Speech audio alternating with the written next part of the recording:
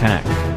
The United States fired 59 Tomahawk cruise missiles at Syria overnight in response to what it believes was a chemical weapons attack that killed more than 100 people.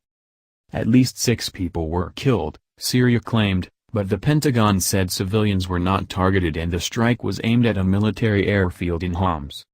All but one of the missiles hit their intended target, one U.S. military official told NBC News. The other missile failed.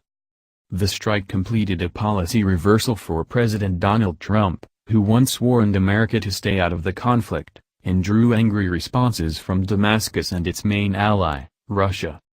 The missiles were launched from the USS Ross and the USS Porter in the Mediterranean Sea toward Shayrat airfield.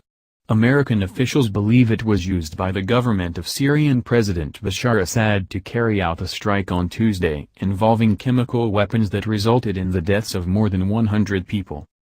Assad choked out the lives of helpless men, women and children, Trump said in remarks from Mar-a-Lago, his family compound in Palm Beach, Florida.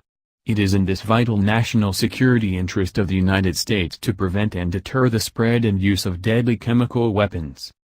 The president also called on other countries to end the bloodshed in Syria. U.S. officials told NBC News that aircraft and infrastructure at the sites were hit, including the runway and gas fuel pumps. Navy Captain Jeff Davis, a spokesman for the Defense Department, said initial assessments showed that the airfield was severely damaged, reducing Syria's capability to deliver chemical weapons.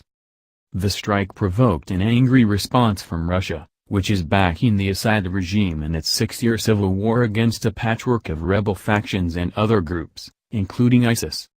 Both regime and rebel forces have committed repeated war crimes, according to a United Nations report last month, with airstrikes by Russian and Syrian jets in particular claiming hundreds of lives and reducing hospitals, schools and markets to rubble. A Russian Defense Ministry spokesman disputed the effectiveness of the strike, telling state media that only 23 of the 59 missiles had hit their target. Syria's military said the U.S. attack violated all international laws and customs and that it made America a partner of ISIS and other terrorist organizations. It also condemned the White House for acting without knowing the truth about what occurred and without identifying those responsible for the chemical attack.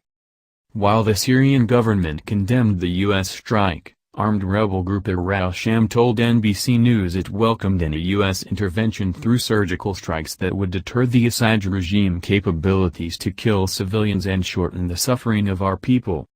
The Syrian Observatory for Human Rights, a UK-based monitoring group, said that Khan Sheikhoun, the town where the chemical attack took place, was bombed again Friday by an unidentified warplane.